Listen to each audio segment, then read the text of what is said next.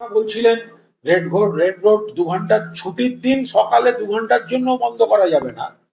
তারা আবার বলছেন 7 দিনের জন্য ওয়ার্কিং ডেতেও রেড রোড বন্ধ, এবং ব্যাপক যানজট তৈরি হচ্ছে রেড রোডকে ঘিরে।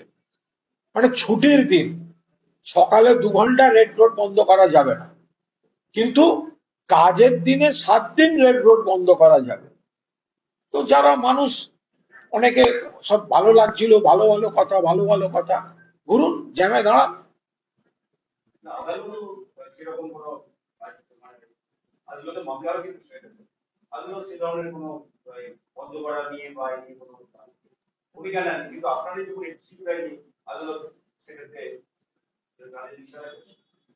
দেখুন, এটা আদালত, মানে আমরা সবসময় ল অ্যাবাইডিং সিটিজেন, এবং আমরা আদালত এবং বিচারপতিদের উপর পূর্ণ আস্থা রাখি।